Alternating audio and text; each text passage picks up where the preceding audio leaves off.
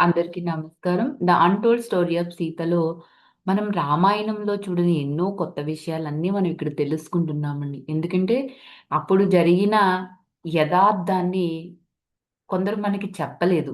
ఎందుకంటే ఎంతసేపు రామాయణంలో రాముడి వైపే చూసారు కానీ, సీతామాత కోణంలో ఎవ్వరు చూడలేదండి. అసల అమ్మ గురించి మరి తెలిసే చేశారో, తెలియకే చేశారో మనకి తెలియదు కానీ, మనకి తెలియని చాలా విషయాలు ఉన్నాయి అన్న విషయం సీతాయనం అనే పుస్తకం చదువుతుంటే అర్థమవుతుందండి. సీతామాత ఒకటే చెప్పేది, "ఇదంతా తెలియాలి కదా అమ్మ అందరికీ" అంటే, "తెలియాల్సి వచ్చినప్పుడు తెలుస్తుందిలే. ఎవరికి తెలియాలో వాళ్ళకే తెలుస్తుంది" అందంటండి సీతామాత. అంటే ఇప్పుడు మనందరికీ తెలుసుకోవాల్సిన సమయం వచ్చింది కాబట్టి, మనందరం ఎవరైతే ఈ సీతాయనం వింటున్నారో, చదువుతున్నారో వాళ్ళందరూ అర్హులు కాబట్టి ఆ! అర్హులు ఉన్నవాళ్ళే ఎవరికీ అందరికీ కాదంటండి. ఈ సీతాయనం తెలుసుకోవటానికి కూడా ఒక అర్హత ఉండాలంట. ఆ అర్హులకి మాత్రమే తెలుస్తుంది అని చెప్పిందండి సీతామాత. అంటే మనందరము కూడా అందరము అర్హులమేనండి. డీనా మేడం గారికి మనం ఎన్నో వేల వేల ధన్యవాదాలు, కృతజ్ఞతలు చెప్పుకోవాలి. మరి ఇంత అద్భుతమైన గ్రంథాన్ని మనకి ఆవిడ అందించినందుకు. చిన్నప్పటి నుంచి మనం మీనాక్షి, దుష్యంత వాళ్ళ క్యారెక్టర్‌ని చూసామండి. అందుట్లో వాళ్ళిద్దరూ ఏంటి అంటే ఒక తండ్రి కూతుళ్ళు వాళ్ళ యొక్క భావోద్వేగాలు, ఒక తండ్రి ప్రేమ ఎలా ఉంటుంది, తనలో ఉన్న ఆ భావోద్వేగాలను ఎలా అణుచుకుని తండ్రి అనుక్షణం ఆ బిడ్డను కాపాడుకుంటాడు అన్నది తెలుసుకున్నాం. తల్లిదండ్రులుని పిల్లలు అర్థం చేసుకోకపోతే వాళ్ళ పరిస్థితులు ఎలా ఉంటది అన్న విషయం తెలుసుకున్నాం. మీనాక్షి పెద్దవుతుంది. సీతామాత పుట్టాక ఒక రాజు ఎలా ఉండాలో జనక మహారాజుని చూసి తెలుసుకున్నాం. సీతామాత మరి పుట్టడం, జననం, ఆమె బాల్యం, ఆమె యొక్క విద్యాభ్యాసం, ఆ! ఆమె వివాహం, శ్రీరామచంద్రుడు చేయి అందుకుని అయోధ్యకు వెళ్ళడం, అక్కడ వాళ్ళ యొక్క కుటుంబంలో ఉన్న ఆ యొక్క వైషమ్యాలేంటి, విభేదాలేంటి, అంతర్యుద్ధాలు బయటికి కనపడవు గదండీ! అంతర్యుద్ధాలంటే లోపలే జరిగేవి.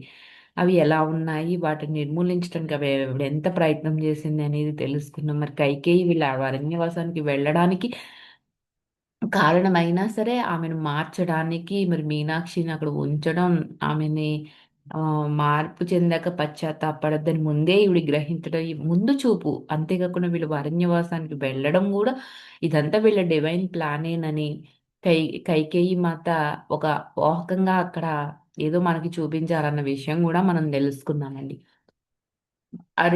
అరణ్యానికి వెళ్ళడం, అరణ్యవాసం చేయటం, ఎంతోమంది ఋషులను, వాళ్ళకి కావాల్సిన అన్నీ వీళ్ళు సమకూర్చడం, వాళ్ళని రక్షించడం, ఎన్నో రాక్షస మూకల్ని వీళ్ళు నాశనం చేయడం, రాముడు, లక్ష్మణుడు అనేది మనం తెలుసుకుంటూనే ఉన్నామండి.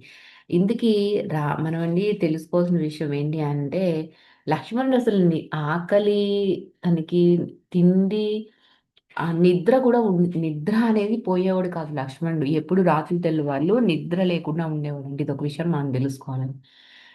సీతామాత లంకా ప్రవేశం జరగడం, అక్కడ నుండే రావణుని యొక్క మనసుని మార్చాలని ఆమె ప్రయత్నం చేయడం, రావణాసుడి యొక్క ఎందుకు ఈ జన్మ ఎలా ఎత్తాడు, అతడు జయుడు ఆయన క్షమించండి వైకుంఠంలో ఆయన అక్కడ ద్వారపాలకుడిగా ఉండేవాడు. అలాంటి వాడు ఈ మానవ జన్మలు ఎందుకు ఎత్తాల్సింది? 7 జన్మలు, 7 జన్మల నుంచి మూడో జన్మలు ఎందుకొచ్చినియి? మనకిప్పుడు 2 జన్మలే తెలిసినియండి. ఒకటి హిరణ్యకశిపుడు, రెండోది రావణాసుడు. మరి మూడో జన్మ ఏంటో గూడా మనం త్వరలో తెలుసుకుందాం. ఇలా చక్కగా మరి లంక ప్రవేశం వరకు మనం తెలుసుకున్నాము. మరి ఎంతో రాక్షసుడని తెలుసుకున్నాం కదా! రావణ బ్రహ్మ. బ్రహ్మే ఆయన. కానీ ఆయన ఒక రాక్షసుడు. ఎందుకంటే ఒక మహర్షికి, రాక్షసి స్త్రీకి పుట్టినవాడు ఈ రావణ బ్రహ్మ. ఎంత తండ్రి వేద వేదాభ్యాసాలు చేసినా కూడా తల్లిలో ఉన్న రాక్షస లక్షణాలు ఈయనలో ఎక్కువగా ఉండేయన్నమాట. ఈయన మరి శివుడిని ఉపాసన చేశాడు. ఎన్నో ఆహ్, సిద్ధులు పొందాడు. ఎన్నో ఆయుధాలు పొందాడు. కానీ గర్వం, అహంకారం ఇలాంటి వాటిలతో తన నాశనాన్ని తనే కొని తెచ్చుకున్నాడన్న విషయం గూడా మనకి తెలుసు. సీతామాత అన్నీ అలా చూస్తూ ఏం చేయాలో అదే చేసుకుంటూ వెళ్ళేదనమాట. ఆమె భవిష్యత్ ప్రణాళిక ఏంటో ఆమెకు తెలుసు. ఆమెకి మహామునులు వాళ్ళ యొక్క పత్నులందరూ ఈమెకి సహాయం చేయటం, వాళ్ళందరూ రావడం, భవిష్యత్తు ఏంటో ఈమెకి చెప్పడం ఇవన్నీ మనం చూసాం. సోమ ఎంతో ఓపికగా అనసూయ వాళ్ళ అమ్మకి, అనసూయకి అక్కడికొచ్చిన ఋషులకి ఈ విషయాలన్నీ చెప్తూ ఉంటుంది. చాలా సేపటి నుండి మాట్లాడుతుంది కదా! ఏమైనా అలసటగా ఉందేమోనని వాళ్ళమ్మ అడుగుతుందనమాట. సోమని అలసటగా ఉందా అని. త్వరలో నాకు కావలసినంత విశ్రాంతి దొరుకుతుందిలే అని సోమ జవాబిస్తుందండి. ఒక గాఢ శ్వాస తీసుకుని ఆమె మళ్ళీ ఈ కథని వాళ్ళకి చెప్పడం కొనసాగించింది. ఏంటి అంటే మండోదరి ఒకనొక రోజు అశోక చెట్టు కింద ఉన్న సీతామాతను కలిసి మాట్లాడుతుందంట. అలా మాట్లాడిన కొన్ని రోజులకి మండోదరికి ఒకానొక భయంకరమైన కల వస్తుందండి. ఏంటి అంటే ఆమె యుక్త వయసులో ఉన్నప్పుడు రావణుడు ఆమెను వివాహం చేసుకుంటానని చెప్పి వాళ్ళ తల్లిదండ్రులను అడుగుతాడంట. అడిగినప్పుడు వాళ్ళ తల్లిదండ్రులు తిరస్కరించారండి. తిరస్కరిస్తే అతని కోపానికి ఇంట్లో వాళ్ళందరూ కూడా తల్లడిల్లే తల్లడిల్లిపోయారంట. ఆ యొక్క రావణ బ్రహ్మ కోపానికి. ఈమె మండోదరి అయితే భయభ్రాంతులైపోయిందండి. ఆ రోజే ఏ రోజైతే తల్లిదండ్రులను అడిగాడో, తల్లిదండ్రులు తిరస్కరించారో, ఆ రాత్రికి రాత్రే మండోదరిని ఆయన అపహరించుకుపోయాడంటండి. ఎవరు? రావణ బ్రహ్మ. ఇప్పుడు పెళ్లి అనేది ఎలా జరుగుతుందండి? ఇద్దరు, అటు అమ్మాయి కానీ, ఇటు అబ్బాయి కానీ ఇద్దరు ఇష్టంతో జరిగేది ఒక పెళ్లి. ఇదివరకటి కాలంలో మనం ఎన్నో జనరేషన్స్ చూసుకుంటూ వచ్చామండి. మన తాతల కాలంలో అసలు పిల్లని, పిల్లోడిని చూసుకుంటమే లేదు. ఆహ్, పెళ్లి చేసేసేవారు. వాళ్ళు మొదటి రాత్రి వరకు అమ్మాయి అబ్బాయిని గాని, అబ్బాయి అమ్మాయిని గాని చూడడమే లేదని తెలిసింది. ఇక మన తల్లిదండ్రుల తరానికి వద్దామండి. వాళ్ళు పెళ్లి ఎలా అంటే కాస్త నయం చూసుకునేవారు. ఓకే. ఇక మన తరానికొచ్చేటప్పటికి మనకి నచ్చిందా లేదా అని అడిగేవారండి. అంటే రెండో మన పేరెంట్స్‌కొచ్చేటప్పటికి ఏంటి, మేము అమ్మాయిని చూసాం. నువ్వొకసారి చూసిరా అంతవరకే. నీకు నచ్చిందా లేదా అనే ఆప్షన్ అక్కడ లేదండోయ్. ఇక మూడో మన తరంకొచ్చేటప్పటికి ఎలా అయింది అంటే ఆహ్, నీకు నచ్చాడా? నీకు నచ్చిందా? అలా అనేది జరిగింది. ఇక ఇప్పుడు మన పిల్లల తరం నాలుగో తరానికొచ్చేటప్పటికి ఏంటి అంటే, అక్కడ ఇద్దరికీ నచ్చాలి మనస్ఫూర్తిగా. ఎన్ని చూస్తున్నామంటే జాతకాలంటున్నాము. ఏయో పాయింట్లంటున్నాము. ఎంత విచిత్రమైపోయిందంటే పెళ్లి అనేది ఇప్పుడు హ్మ్. అక్కడ వాళ్ళ యొక్క గుణగణాలు అవసరం లేదు. ఆస్తిపాస్తులు అవసరం లేదు. వాళ్ళ ఉద్యోగ సంపాదనలనేది మనకవసరం. వాళ్ళకి జాతకాలు కలవాలి. ఇప్పుడు ఈ పిచ్చిలో పడిపోయామండి మనందరం గూడా. తిడితే తిట్టండి నన్ను పిచ్చి అన్నా నేనంటున్నాను అని అనుకున్న మీరు నన్ను తిట్టినా పర్వాలా. ఎందుకు అంటే ఎన్నో పెళ్ళిళ్ళు మరి అన్నీ చూస్తూ చేస్తున్నాం కదా! నౌ ఏ డేస్‌లో ఎందుకు అవన్నీ గూడా క్యాన్సిల్ అయిపోతున్నాయండి? ఐ మీన్ ఎందుకు వాళ్ళు విడిపోతున్నారు? ఇంత విధిగా, ఇంత ఆలోచించి పెళ్లి చేసుకుంటున్న జంటలు ఎందుకు విడిపోతున్నాయి? మరి నేను చెప్పిన 3 తరాల్లో జరిగిన పెళ్ళిళ్ళు ఎందుకు విడిపోలేదు? అంటే ఫైనాన్షియల్ ఫ్రీడమ్ అంటారా? స్వేచ్ఛ స్వాతంత్రాల కోసం అల్లాడిపోతామంటారా? ఏమనుకోవాలి? ఒక్కసారి మీరు ఆలోచించండి. ఓకే. ఎందుకంటే మనకు పిల్లలున్నారు. మనం గూడా వాళ్ళకి పెళ్ళిళ్ళు చెయ్యాలి. వాళ్ళు ఆనందంగా ఉండాలి. ఇలా విడిపోతే మనకి బాధే గదండీ! అందుకే చెప్తున్నానంట. అంటే ఇక్కడ ఈ టాపిక్ వచ్చింది కాబట్టి చెప్తున్నాను. అలాగే మండోదరిని చూడండి అలా ఇష్టపూర్వకంగా జరిగే పెళ్ళిళ్ళే ఉండేయి. కానీ ఇక్కడ ఏమైందండి, మండోదరిని అపహరించుకుపోయాడంటండి మన రావణాసురుడు గారు. అయితే అతని పట్ల ఆమెకు ఎంత భయము అంటే, ఇంకా ఆయనకి లొంగిపోయేలాగా అయి అయిపోయిందండి మండోదరి. రావణాసురుడిని ఏమి ఆమె ఇష్టపడి పెళ్లి చేసుకోలేదిక. చివరికి ఇక అతన్ని పెళ్లి చేసుకోవటం తప్ప వేరే గత్యంతరమే లేకపోయింది మండోదరికి. క్రమంగా ఆ భయం ఏమైంది అంటే ప్రేమ, ఆరాధనలుగా మారిపోయి, ఇంకా ఆ రావణాసురుడే తనకి ఒక జీవితం అన్నట్టు మారిపోయాడంటండి మండోదరికి. ఆమె ఆలోచనలు, పనులు అన్నీ కూడా అతని సౌఖ్యం కోసం, అతని సమృద్ధుల కోసమే జరిగేవంట. ఏం ఆలోచించినా తన భర్త సౌఖ్యంగా ఉండాలి, సమృద్ధిగా ఉండాలి. తన గురించి తను ఎప్పుడు ఏవి కోరుకునేది కాదంటండి మండోదరి. అతను దాదాపు ఆమెకు దేవుడైపోయాడు రావణాసురుడు. కలలో ఆమె అతనికి రాక్షస రూపం కనబడిందండి ఆ రోజు. దాంతో మళ్ళీ ఇంకొకసారి అతనంటే భయం ఏర్పడింది. పెళ్ళికి ముందు ఎలాంటి భయమైతే కలిగిందో, మళ్ళీ ఇప్పుడు అలాంటి భయం ఏర్పడిందంట. ఒళ్ళంతా చెమటతో తడిసిపోయి, ముద్ద అయిపోయి, గభాలున లేచిపోయిందండి మండోదరి. గబగబా దుస్తులు ధరించి పరుగు పరుగున తోటలోకి అంటే సీతామాత ఎక్కడైతే ధ్యానం చేసుకుంటుందో అశోక చెట్టు కింద ఆ చోట జాన సాధన చేస్తున్న చోటుకి వచ్చేసిందండి మండోదరి. వచ్చేటప్పటికి ఆమెను కదిలించడం ఇష్టం లేక మండోదరి అలా నిశ్శబ్దంగా కూర్చుని ప్రశాంతంగా ఉండడానికి ఎంతో ప్రయత్నించింది. అసలు అది సీత వద్దకి ఎందుకొచ్చిందో ఆమెకే తెలియదండి. కల రావటం ఏంటి? ఆ కలలో రావణాసురుడు రాక్షస రూపం కనబడటం ఏంటి? ఆమె గబగబా సీతాదేవికి పరిగెత్తుకు రావడం ఏంటి? కానీ వేరే ఎటు వెళ్ళే మార్గం లేదండి. ఆమెకు సీతామాత ఒక్కటే దిక్కు అన్నట్టు అనిపించిందంట. ఆమె తన కల ఒక పీడ కల అని భయపడిపోయిందనమాట. తన ప్రియమైన భర్త రావణుడికి ఏదో భయంకరమైన విపత్తు ఏదో సంభవించిపోతుంది అని అనుకుంది. సీతామాత మెల్లిగా కళ్ళు తెరిచి తన ముందున్న మండోదరిని కూర్చుని ఉండడం చూస్తుంది.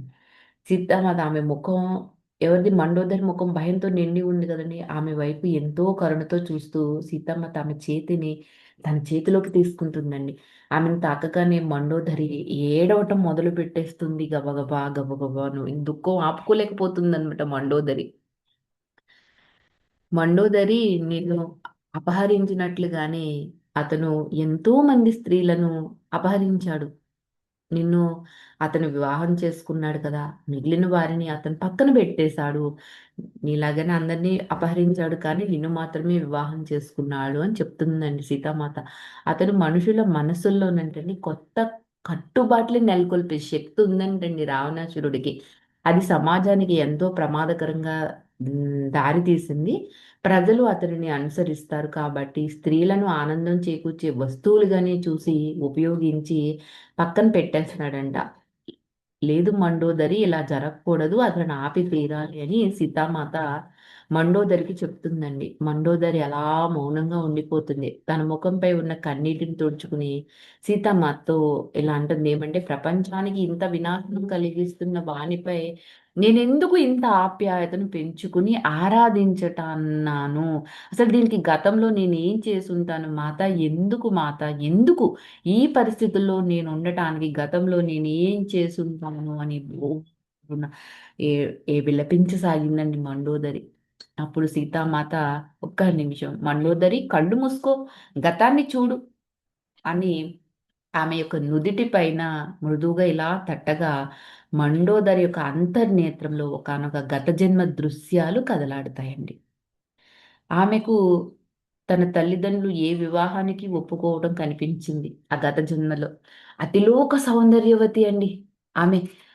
అంత సౌందర్యవతి అయిన కూతురికి తగిన వరుడు వారికేవి కనిపించక ఆమె అవివాహితగానే మిగిలిపోయిందంట. అంటే పెళ్లి జరగకుండానే అలా ఉండిపోయిందండి ఆ జన్మలో. అయినప్పటికీ కూడా ఆమె హృదయం తన జీవితాన్ని అంకితం చేయగల భర్త కోసం ఆరాటపడిందంట ఆ జన్మలో. తనకు వివాహం జరిగితే తను తన భర్త కోసం తన అవసరాలని త్యాగం చేసే ఒక ఆదర్శవంతమైన భార్యగా ఉంటానని పదే పదే తనలో తాను అనుకుందంట. ఆ ఆకాంక్ష జీవితం అంతా ఆమెలో నిలిచిపోయిందండి ఆ జన్మలో. మరణశయ్యపై కూడా ఆమె చివరి కోరిక ఏంటంటే మరు జన్మలో తనను భర్తను పొందగలిగే అదృష్టం ఉంటే కనుక అతని కోసం సర్వస్వం త్యాగం చేస్తాను అని కోరుకుందంటండి. ఆ గత కోరికను సంతృప్తి పరచటానికే ఈ జన్మలో ఆమె త్యాగం చేసుకుంటున్నావు అని చెప్తుందండి సీతామాత. సున్నితంగా అలా చెప్పేటప్పుడు ఇక్కడ నీ పొరపాటంతా ఏంటి అంటే నీ కోరిక సమాజానికి మంచి జరగాలి అనుకోకపోవటం కాకుండా నిజంగా నీకు ఏది మంచిదో అది కావాలి అనుకోకపోవడం ఒక తప్పైతే ఎవరికైనా మొట్టమొదటి బాధ్యత మన యొక్క గౌరవం అంటండి. మండోదరి భర్త పట్ల ఆరాధన కంటే ఏం చేసిందండి? ముందు మన గౌరవం. మన యొక్క బాధ్యత హ్మ్, భర్త ఆరాధన కంటే ముందు మన బాధ్యత మనదంటండి. అది మన గౌరవం. ఆ విషయమే మనకు ముందు కావాలంట. కానీ ఈ ఒక్క విషయంలో ఆమె విజయం సాధించిందండండి. పరిపూర్ణమైన భార్యగా ఉంది. భర్త పట్ల ఆరాధన కంటే అదే ముందొస్తుంది కదా అని చెప్తుందనమాట. కానీ స్త్రీగా మన హుందాతనాన్ని కాపాడుకోవడంలో మాత్రం ఆమె విఫలమైపోయిందండి. ఇప్పుడైనా ఒక స్త్రీగా నీ గౌరవం కాపాడుకో. లేనప్పుడు నువ్వు ఆదర్శ అర్ధాంగివి అవ్వగలవా అని చెప్పి సీతామాత మండోదరిని అడుగుతుందండి. ఎందుకు అంటే సీతామాత అదేంటి మండోదరి తన భర్త కోసం ధర్మాన్ని త్యాగం చేసేసింది. అది బాధకు, ఇబ్బందికి దారితీసే చర్య అంట. అతని ఇతర స్త్రీల పట్ల వ్యవహరించే విధానం చూసి కూడా మౌనంగా ఊరుకుని ఉండిపోయిందండి. ఎంతోమంది ఆడవాళ్ళని ఎంత అన్యాయం చేసినా ఆమె ఏమి ప్రతిఘటించలేదు కదా! అతని అధికార దాహాన్ని, క్రోధాన్ని, ద్వేషాన్ని అన్నిటిని చూస్తూ అతన్ని కాదు అనే ప్రయత్నం గూడా చేయలేదండి.